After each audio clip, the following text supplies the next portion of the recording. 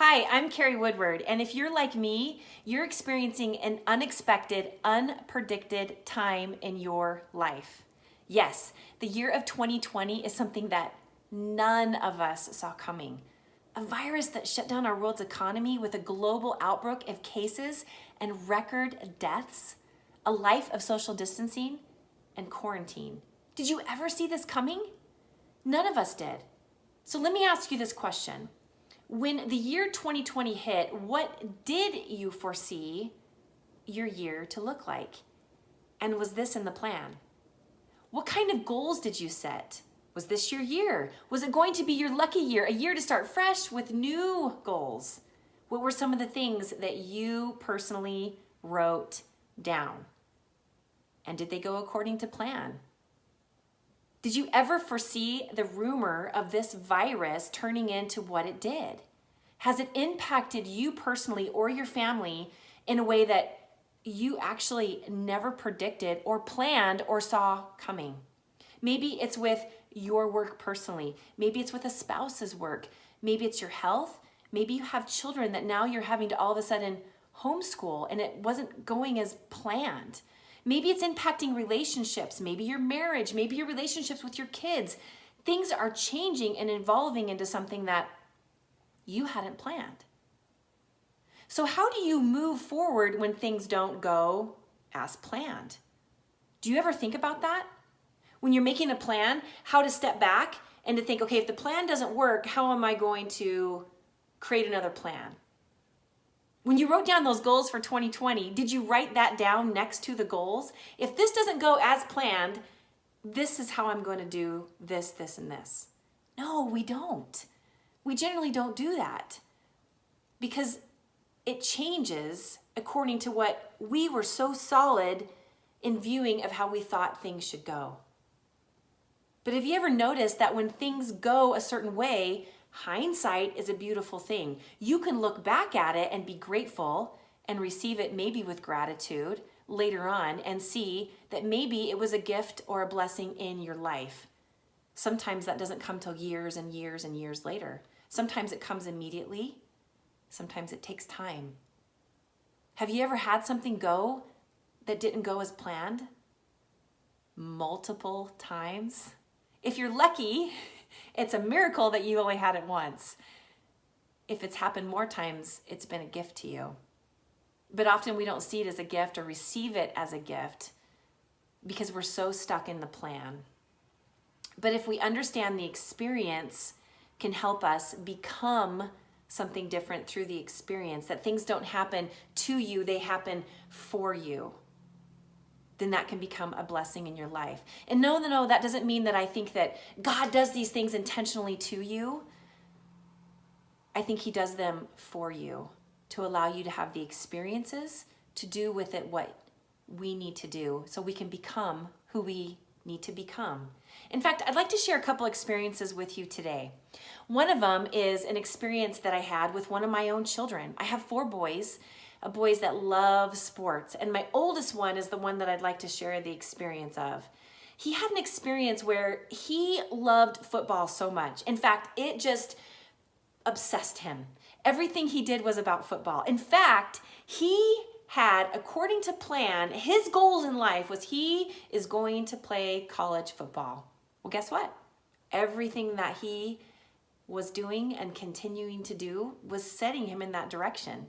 We spent our summers, we spent our weeknights doing all the things to help him develop this skill to the place that he wanted to develop it so that he could experience playing college football. In fact, we spent our summers traveling around, going from place to place to these colleges that invited him to come and practice with them and be with them so they could get a better look at him. Well, guess what? Going into a senior year, he had 33 different colleges looking at him. Everything was going as according to plan. His season started out as high school, his senior year, and it was absolutely amazing. He was just playing the peak of his life. Everything was going according to plan. And then he had a game where he had received a really bad concussion. Something that's pretty common in football, right? The problem is once you receive one brain injury, those become easier and easier and easier to get. So as he began to play, every time he hit, that concussion would come back easier, to the point where he was advised that he should not step on the field and play. This just completely heartbroke him. It was his goal. It was his plan. Everything that he had ever wanted to do was built around this thing. So now all of a sudden, his plan that he had envisioned in his head for so long was looking different than what he perceived it was going to be.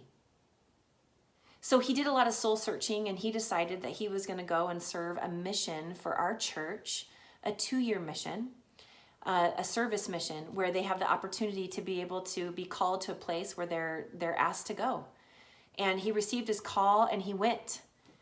And when he got there, his mission president, that's the one who is over all of these particular young men and young women who go to that particular area, met with him and said, at the end of this 2 years, I'm going to ask you one question. And that question is not how many people did you touch. It's not what types of responsibilities did you hold. It's not all the things that you did. I'm not going to ask you any of that. What I'm going to ask you, one question is, do you love who you've become through this experience? Well, he put that in the back of his mind, and he didn't really think about it again until the time that he was leaving his mission. And the night before he went home, his mission president asked him that same question. He said, do you remember when you first came in and I asked you the question, or I told you that I was going to ask you one question?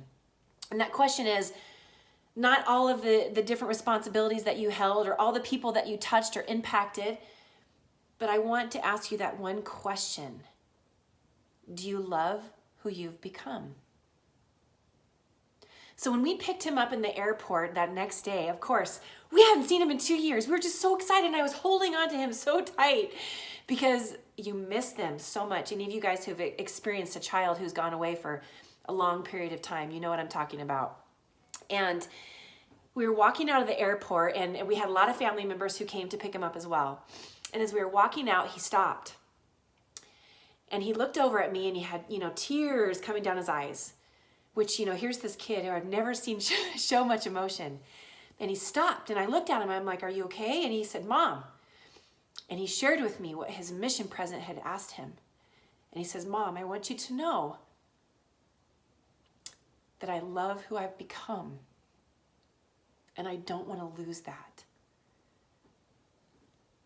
Wow. Like, I was so blown away by that comment that this kid had made, because I knew his mission was hard.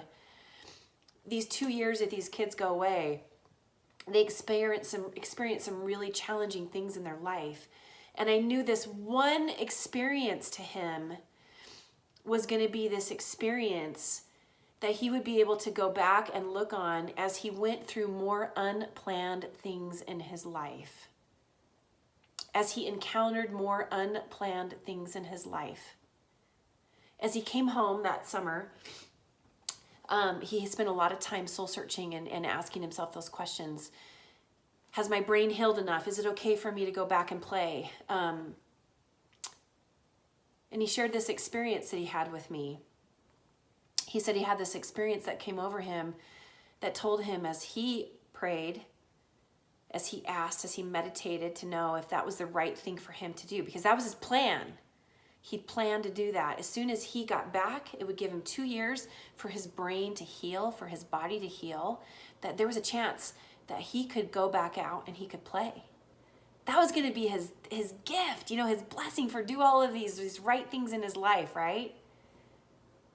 And he had this experience where one day when he was meditating and just praying and just really searching to know, that he had this feeling come over him to not step back on the field. To not step back on the field.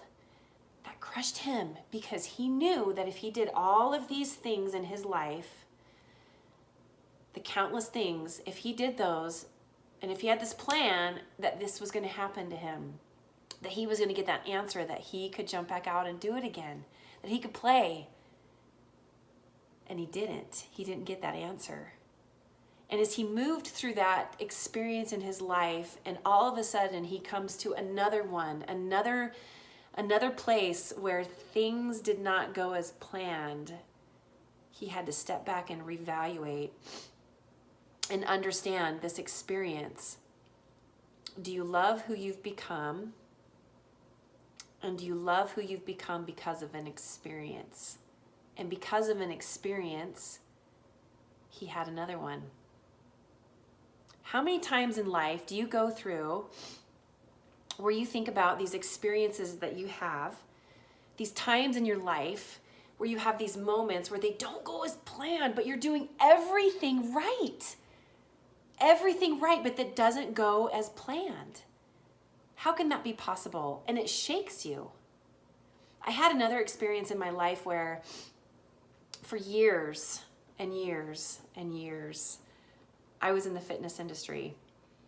I taught, I educated, I instructed, I coached from every level. And it was something that became my identity. It was who I was. It was who I was to other people. It was who I was to myself.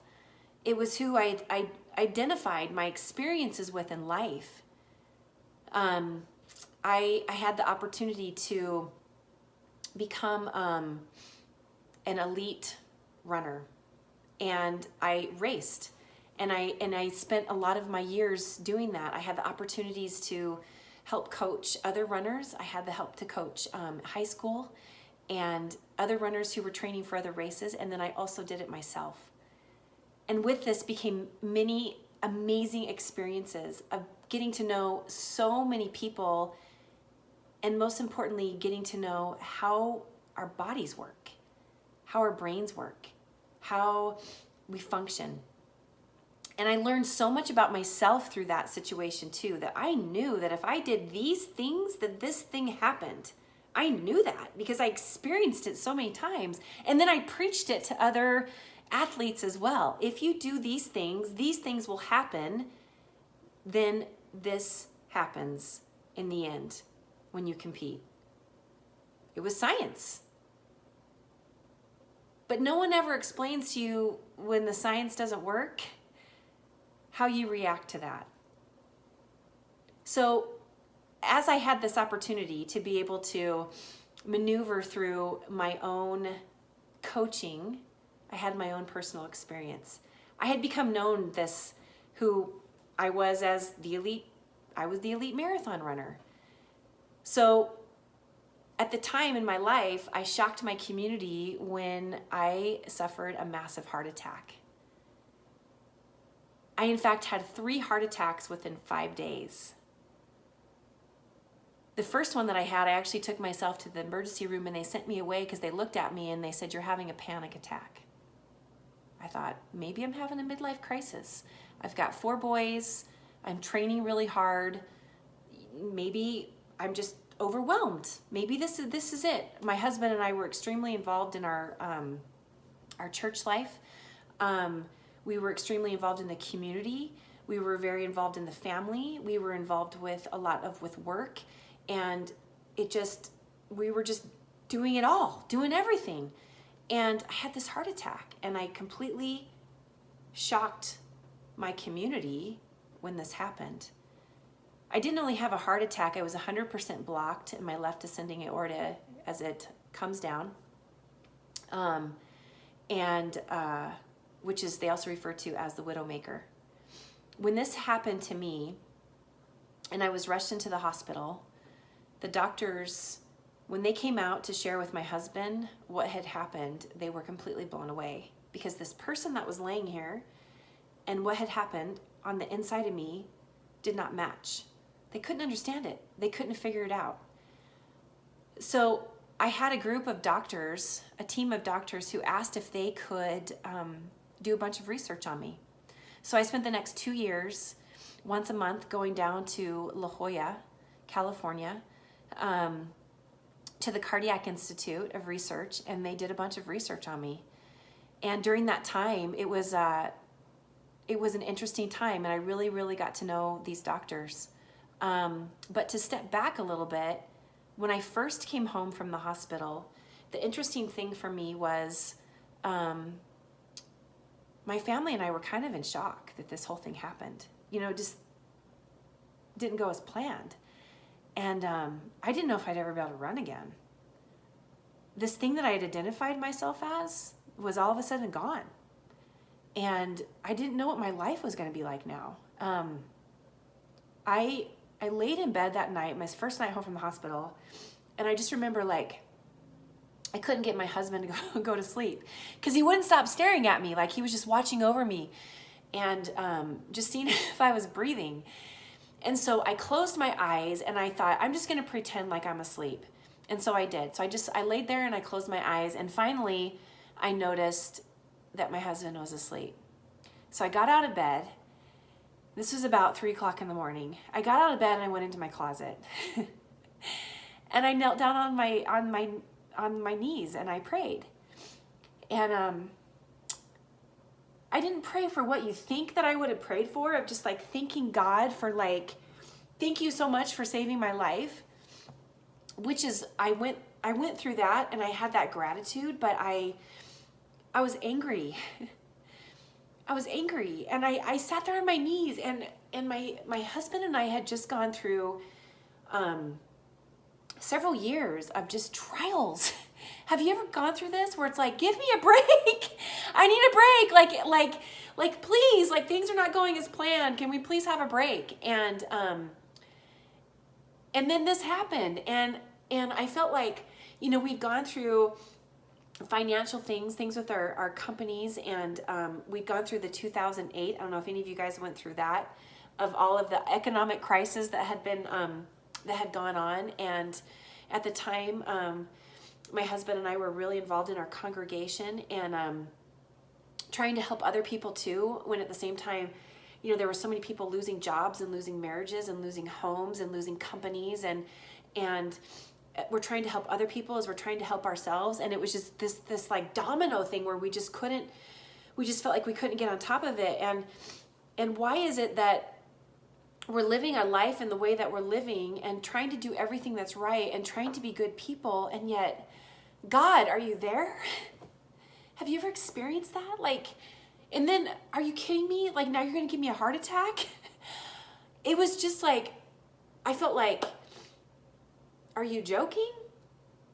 So I got down on my knees and I prayed, and I just pleaded with God. I said, Heavenly Father, I am not going to leave this closet. Yes, I'm sitting in my closet. Sometimes you have to laugh, right? I'm sitting there in my closet and I'm praying, and I'm in the middle of all these clothes, dirty clothes, all these things laying around. The house is asleep. It's 3:00 in the morning. I'm pleading. I'm not saying thank you. I'm saying, why? Why? Why? Heavenly Father, why? When is enough enough? Why are you doing so much to my family? Why is so much going on? Why have we been hit with trial after trial after trial after trial? Why is this going on? Well, guess what? Nothing. Crickets. I wasn't feeling, I wasn't hearing, I wasn't experiencing anything. Nothing. So then I got more mad, and I thought, okay, you know what? I'm going to sit here. I'm going to sit here until you give me an answer, because I'm mad and I'm over it. And I'm so sick and tired of this. We've been going on for this for a couple years here. We've been serving our buns off. And I'm not leaving until you give me an answer. Have you guys ever gone through that before? So I sat there. Another 5 minutes, nothing. 10 minutes, nothing. So then I started getting really mad, and I started crying more, and I'm this tantrum. And then I just sat there and I was still, and I thought, I'm not, you know what? I'm not going to leave until I get an answer. Well, I sat there for an hour with nothing. Have you ever had that happen to you before? I sat there for an hour with nothing. And then finally, I had this feeling come over me, and it said, Carrie, I needed you to know how strong you are. Okay, that was not the answer I was wanting. Okay, Heavenly Father, I don't need to know how strong I am. I don't need to know it. I don't need to know how strong I am. Have you ever felt that? I don't want to know how strong I am. I'm good. I'm good. I don't need to know how strong I am. But he needed me to know how strong I was. So I got off my knees and I got up and I wrote it down. And I'll never forget that moment because I've used that as I've continued to have unplanned events happen in my life. Fast forward about 6 months, I had Runner's World Magazine and Chicago Marathon reach out to me and asked me if I would be willing to run the Chicago Marathon and if they could feature me and share my story. I was like, what? You want me to run a marathon? Like, I'm not even, like, that's not even my thing. Like, I can't even run. Like, that's like the old Carrie. Like, she doesn't exist anymore and she's gone. And yeah, I didn't even respond. So 6 months later, so now I'm a year into it. I've been going down to La Jolla, having all these appointments. They're doing all this research on me to find out, you know, what the genetic connection is, how I can help other people who don't fit into the normal category of these people who are experiencing heart attacks, especially athletes. What is it that's happening? How can we help this? How can we cure it? I got jumped onto the board of the American Heart Association, and I had the opportunity to speak on their behalf and to share all of these things. And then all of a sudden, you want me to run a marathon? Well, then 6 months later, they reached out and asked me again. So I thought, maybe I'm supposed to do this. Okay, no, that's crazy. Like, my husband's gonna think I'm crazy. Everyone's gonna think I'm absolutely crazy. But I asked my husband, I just threw it by him and I told him my thoughts and my feelings and just thought I would see what he thought. And he, crazy, just agreed. He said, you know, maybe it is. Maybe this is something you're supposed to do. I don't know. Maybe it is. Let's talk to your doctors and see what they think about it. So that exact same week, I happened to have an appointment. And I went into my appointment. I had 3 doctors sitting there, and I got ready to ask this question. And I was like, they're going to think I'm stupid. They're going to think I'm crazy. They're going to laugh at me. And one of the doctors on there, she happened to be a runner. And every single time I went into my appointment, we would do the regular appointment. And at the end of it, she'd be like, okay, Carrie, so I'm training for this race. Like, give me some advice. What do you think? And I would just laugh because, you know, here she's this renowned doctor and she's, you know, helping me. And then all of a sudden at the end of it, she's asking me advice of what I think that she should do. So I would write down plans and we'd do all these things. And then she'd reach out to me. We'd go back and forth and then she'd do a race and then she'd reach out to me and she'd let me know. And we would fine tune it and get her faster and do this to her plan. And it was just, I got so excited because it made me feel like just that my love of the race and my love of the experience and the love of just planning for this event, it just brought that life to me, even though I couldn't do it myself. It just was a different space, a different place, a different experience. And so when I said this to these doctors who were sitting in front of me, I just said, you know, here's the deal. I've had Runner's World Magazine and Chicago Marathon reach out to me, and they asked me if they could feature me in the Chicago Marathon and if I could share my story. And this particular year was about overcoming diversity, overcoming trials, triumphs. That was the whole theme of their race. That spoke to me because a couple years before, I had ran the Boston Marathon, and the Boston Marathon is one of those crown events that is such a cool experience.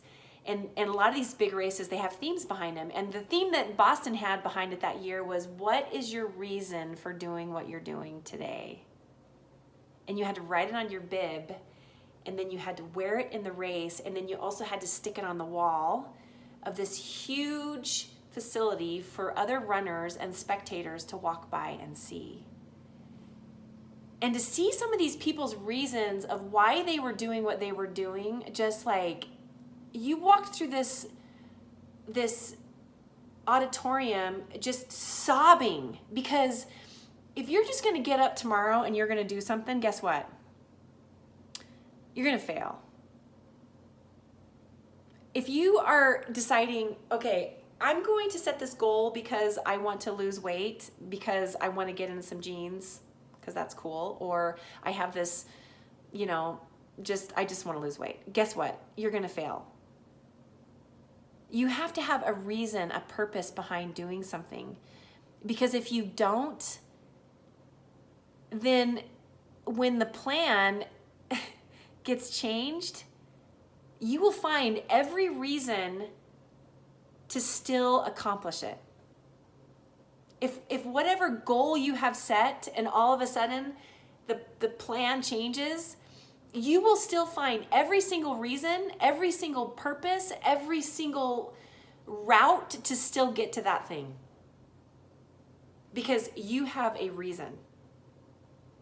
So as I walked through that auditorium and I read these reasons of why people were racing that day, it was things like, some of it was funny. Some of it was because my husband said that I couldn't and now he's my ex. It was funny things like that. Some of it was because I had cancer and they told me I could never do it again. It was because so-and-so died doing this particular thing and I'm doing it because they couldn't. There were so many amazing, powerful reasons why these people were doing what they were doing. And no matter what it took for them to get to the starting line, they were going to get there. No matter what, they were going to get there. No matter what happened to them, they would find a way to get there because that was their goal. And their goal was backed behind a reason why they were doing their goal that was so powerful that no matter how disrupted their plan got, they still found a reason. This reason was so powerful that they still found a way to get there. So what is your reason of doing whatever you had planned for 2020? And if it got derailed by this thing that happened that no one predicted, guess what? You just got to find a different route. And it may look a little bit different. So as I went into my doctor's office that day and I said to them, here's the deal. I've had this massive heart attack. You guys are doing all this research on me. I was an elite marathon runner. The reason that you're doing all of this research on me is because of who I was. Or is it because of who I am? And that's what I had to turn and change.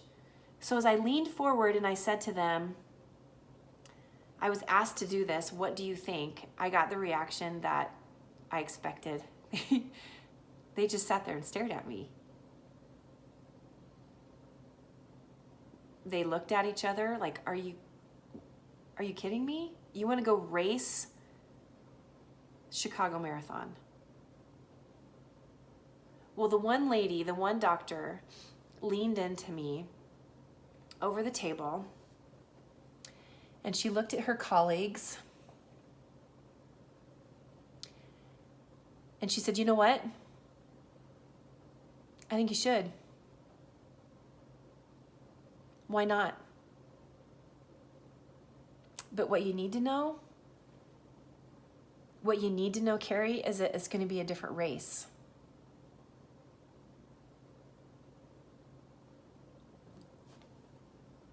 That blew me away. So guess what I did? I contacted Runner's World magazine. I contacted Chicago Marathon and I let them know that I was in and that I was going to do it. And they tracked me through my whole process. So what was my reason of wanting to do it? To show that I could? No, my reason for doing it was to show that I wasn't an elite marathon runner, that I still am. But elite maybe looked a little different. Maybe it didn't. So I trained. I trained my buns off. Like, I did everything. The doctors monitored me. I did everything safely. I felt amazing. I felt like there weren't any hiccups. There weren't any things that weren't going right. Everything was going so right. Everything was going according to plan, as planned. Everything was going according to plan. Like, there wasn't anything that was like, I just felt like, this is my little blessing. This is my thing that God is blessing me with right now, that everything that had been going wrong for so long, all of a sudden was going so right. And this was my moment. I knew it. I felt it. Everything about me knew that. So I showed up to the starting line of the Chicago Marathon. Something that I never ever thought that I would do again in my life. I showed up there with 50,000 runners. And if you're an elite runner, you get to be placed at the very front. And you get let go at the beginning before anyone else. The music is blaring, the announcers are going, the amount of fans that come and witness this event is amazing. There's actually 7 crowned marathons in the world that you have to actually qualify for to run, and Chicago is one of them. There's Chicago, Boston, and New York are all in the United States. The other ones are around the world. And so people come from all over the world to witness this event. It's spectacular. So but this particular event is, the difference with Chicago versus the other one is, the other ones you have to be, Chicago is one that has a lot of history behind it as well. That is, there's so many crowning moments with being able to run some of these marathons that draw large numbers of people, that you just have droves of people lining the streets cheering you on the entire way. So as I stood there at the beginning of the race, I thought to myself, what if this is my race? Like, I came here today just to run it and to finish it and to show that I came back from it. That was my purpose. And that was the goal with my doctors. It wasn't to go and to get a personal record to win it. It was to get from start to finish and to be there as someone who was able to get back out there and do it again and beat the odds. That's what it was about. As I stood up to the starting line, I realized that my training was impeccable. I felt amazing. And what if this was a race that I didn't only come back to do it again, but I came back to compete? Well, my adrenaline it came over me. I was crying. I was excited. I was all over the place. I was doing this thing, this thing that I had planned, this experience. I was going to have this moment, and there I was, and the gun went off, and I started to run and felt something that I had not experienced in probably 2 years. Because when I started to really, really go down, I started having runs where I felt like I just had this monkey on my back, and I couldn't get my breathing under control, and I just was frustrated of this, who I had become as a runner and who I'd become as an athlete, and I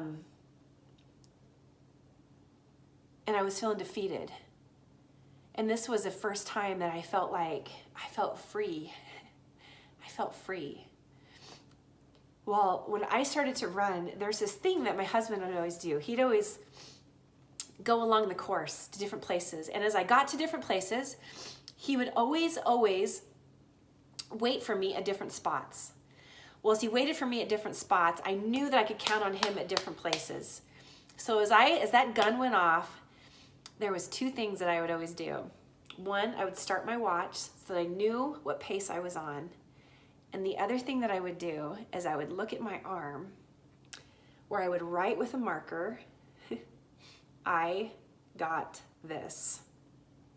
So no matter how hard it got in the race, I could look down and I could see that, and it would just be this trigger in my mind to remind me, you got this. Don't get out of your state. Don't get out of your pace. Don't get out of your mindset. You got this. Keep going, keep going, keep going, keep going. So those were my things. Check and check. I got running, I get moving, I feel amazing. I get to my first 5K mark where I knew that my husband was gonna be, and there's droves of people lining the streets, and there's my husband hanging over the fence with a white fence, or with a white cape. And I know he's cheering me on, like he's freaking out, knowing like, oh my gosh, she's back, she's doing awesome. And you know what he's screaming at me? Slow down! So there I was, like just feeling amazing. I was feeling alive. And there was the reminder from my husband to slow down. And it kind of took my breath away a little bit. I wasn't expecting that. It was that reminder of, Carrie, what my doctor said to me, this race is going to be a different race. So I started to feel defeated. All of a sudden I knew this was going to be a different race for me. It wasn't safe for me to go that fast. It wasn't safe for me to push myself that hard. It was going to be a different race. Yep, this is going to be a different race. So I started to pull up a little bit. I started to slow down. And then all of a sudden, as I got to mile 13, because I was trying to slow down a little bit, I kind of like pulled up, which if you're a runner, you kind of understand that. Even if you slow down, you know, your pace by a few seconds, it changes your gait, it changes how you run. And so I was changing how I was running a little bit. And I don't know if that's what it was, what happened, if it was because I came out training so fast and so hard, so quick. I tried to pick up my miles really, really fast, that all of a sudden I felt this pull in my hip that I knew I didn't just pull something. I knew that I had injured myself really bad. I knew that there was a tear. Now, what does that mean? Does that mean all of a sudden I can't walk, I can't move, that I've completely severed? No, there's these little micro tears that you can have in your tendons that can create so much pain. And I knew from all of my experience and all of my time, of all the injuries that I've seen, that was what had happened. I immediately jumped off the course. I called my husband because I had my phone on me. And that was one of the things that I had to do. I had to carry my phone with me this time. That was one of the things that was different. I called my husband. I said, husband, I didn't say husband, I said Dave. Dave, I'm hurt. I've got to pull. I can't finish the race. I started sobbing. Like I was like, I let all these people down. I can't believe this. They're doing this article on me. They've been following me this whole time. I got hurt. I can't even believe this. Well, guess what? My husband happened to be waiting for me at mile 13 and a half. So he ran back to me, got on the course with me, grabbed onto my arm, and he said, you are not going to quit. You are going to finish this race. I don't care if you walk it, whatever you got to do. You are going to finish this race. Okay, Carrie, pull yourself together. So I was like, okay, you got to stop crying. You got to stop feeling sorry for yourself. You got to start thinking she's right. This race is going to be different. You don't have it anymore. You got to pull yourself back together. And I had all this pressure on me. You know, I'm thinking about all these people who are watching me from so many places, all over. They're tracking me. They're seeing what I'm doing. And I've just let all these people down because I got hurt. So as I started to like walk with my husband, I realized that, okay,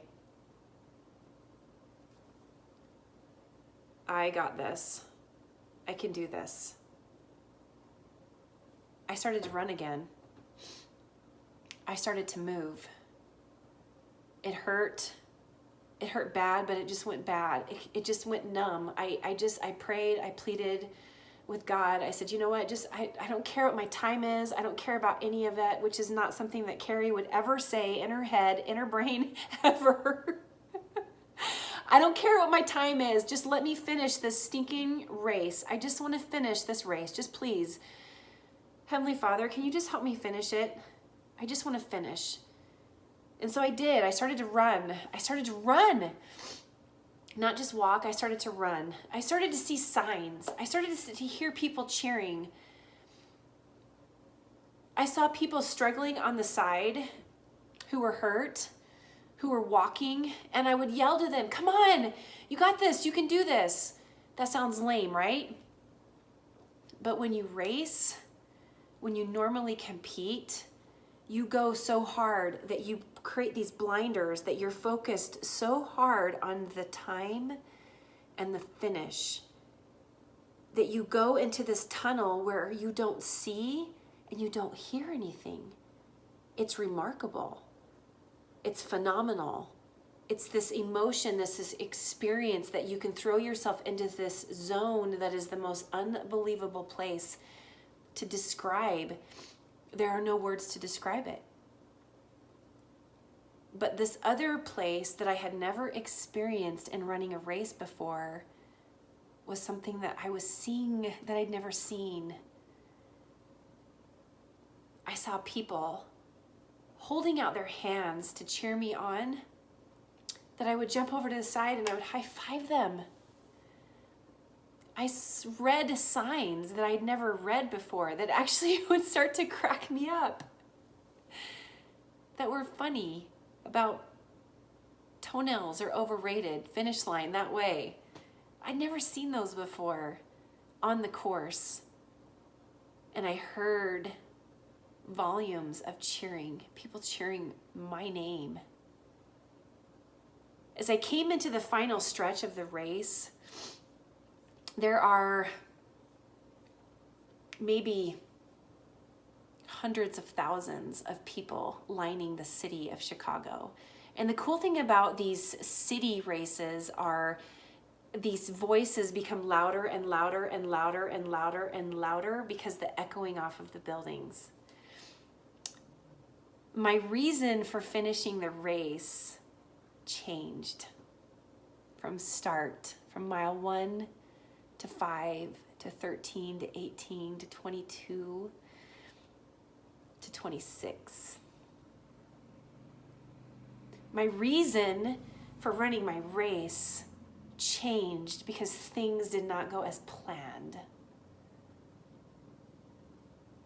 So my reason to show my children, to show other people that they could do it, began to look different. It wasn't to finish as an elite runner. It was to finish something that I started. It was to stand up and do it again. So my reason in words were the same, but they looked different to me. So as I came into the finish line, when you come into the finish line of a race, they have big banner that shows your time. They have someone announcing your name as you come across.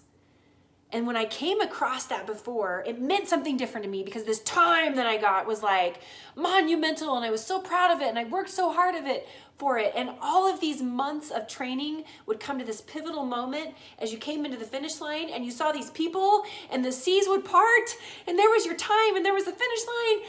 And it was this joy and this complete exhilarating feeling that you did it. You did it. But this time, when I came across the finish line, it was different. I heard the speakers and they said, "Ladies and gentlemen, I want to direct your attention. Coming around the corner is Carrie Woodward, elite marathon runner, mother of 4 boys, and heart attack survivor."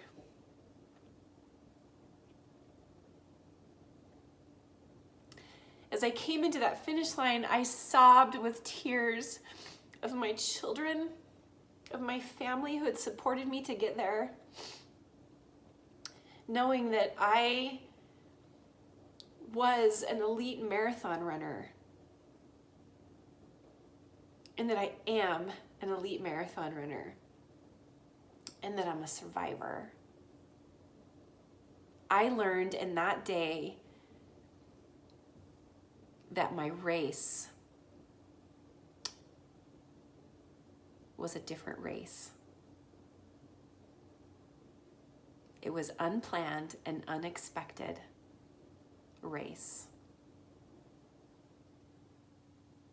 But the experience of that race, because it was unplanned and unexpected, because I didn't stop, the experience of who I had the opportunity to become because of that experience is what made that race so special, is what made those goals so special, is what made that reason of me doing what I was doing so special. How grateful I was for that. So at the end of that, if I asked myself that same question, as my doctor leaned into me and said, you just have to know it's going to be a different race, I never in a million years thought that's what she meant. When you look back at experiences that you had in your life, when you had a plan to go forward with a certain thing, if someone would have said to you, yes, you can do that, but just know it's going to be a different race than what you have envisioned in your head, would your attitude maybe be a little bit different?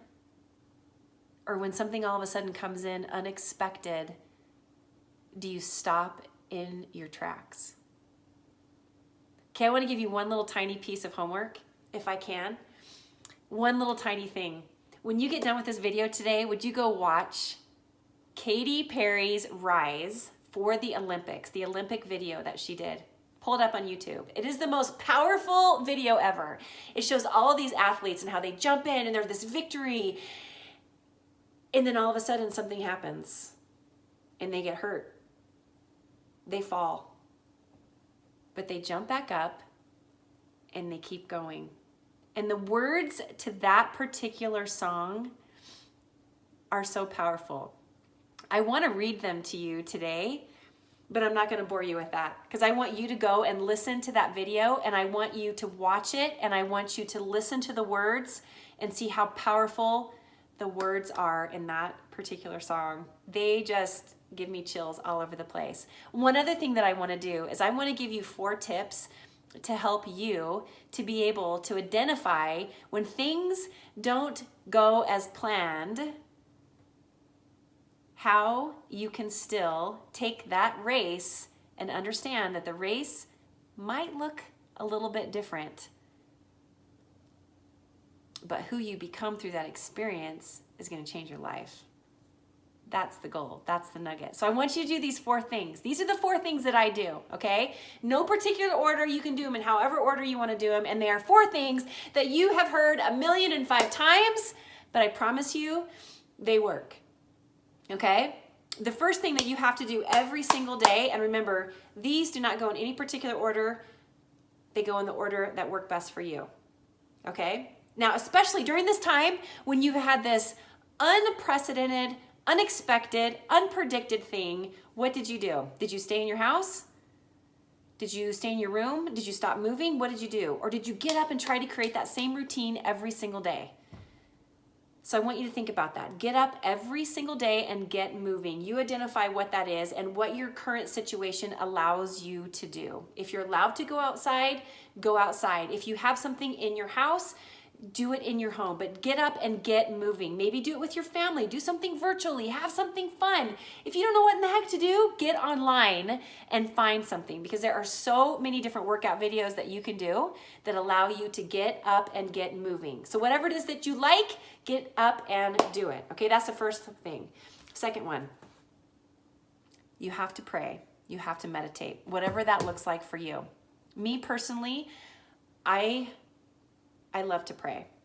Pray is where I meditate, is where I can connect with that higher being, whatever that is for you. For me, it's God. Whatever that is, allow yourself to pray, communicate, and to listen. To listen.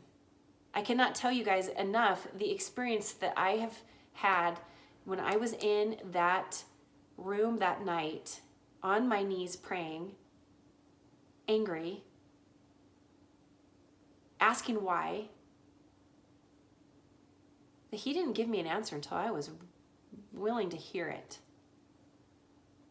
Now, whatever that is for you, allow yourself to be still so you can listen. Listen. Listen to what those are. And then the next thing I want you to do is to get up and write it down. Brain dump, brain dump, brain dump. I like to call it brain dump. You can call it gratitude, but whatever it is, you cannot just write down one little thing. Sometimes when we do these gratitude journals, if you get up every single day and write in your gratitude journal, or every night before you go to bed, brain dump. You're happy for what? You're thankful for what? Why? Why? And then allow yourself to expand. Okay, seriously, if you're done with it in like a couple minutes, you are not dumping enough. Allow your brain to really start to move. Create that movement. And then let that out and put it down on paper so that you can remember it, so that you can go back to it. Because I can promise you, if you've been so lucky to never have an experience or to only have one, then that's a miracle, right? That's a total miracle. So make sure that you write down these situations, these circumstances, these experiences, these unplanned experiences, these unexpected races, because you will come back to those and they will be such a blessing in your life. They will be a blessing in your life because when you get back in the middle of one, for some reason, we completely forget how to maneuver through them again because they're hard. They're hard. Okay, the next one is read something inspirational every single day. So whether it's a motivational book, whether it's if you are into reading into scriptures, jump into those. Something motivational that will inspire you. Something that will leave you making you feel better. And if I can share one cool thing with you, that is when you read, write down in that book, or if you're doing an audible on a piece of paper of something that stuck out to you. That's that inspiration that's coming your way.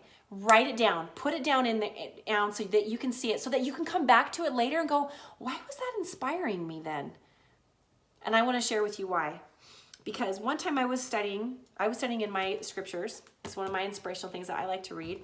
For those of you who are familiar with this good book, the Bible also is, another one is the Book of Mormon that I am going to share one with you today. It's another testament of Jesus Christ. This is in 2 Nephi chapter 31, verse 20. And I'm just going to share this with you really quick. Whether this is something that you study or not, this is something that I'm going to share with you that stuck out to me. It says, "Wherefore you must press forward with steadfastness in Christ, having a perfect brightness of hope, and a love of God and of all men, wherever ye shall press forward, feasting upon the word of Christ, and endure to the end." Endure to the end. So the thing that's interesting about this is I wrote next to it, that was something that was very powerful to me at some point in my life. I wrote, "Be found fighting in the end, no matter what." Be found fighting in the end. That was something that was that stuck out to me when I was reading that powerful verse to me. That was that inspiration. And so I immediately wrote it down next to that in that verse. Be found fighting in the end. If I can leave you with one thing today, when things come to you unexpected, when things don't go as planned, when you come into an experience, know that it might not be the experience or the race that you expected. Whether it's a marriage, whether it's something family, work, whatever the category is. If it's not going as planned, or if the race is a different race than what you had planned, no matter what it is, be found fighting in the end. I love you. I'm grateful for you. I am cheering you on, and I pray for you. Thank you so much for spending this time with me today. And again, no matter what the race is, be found fighting in the end. I love you guys.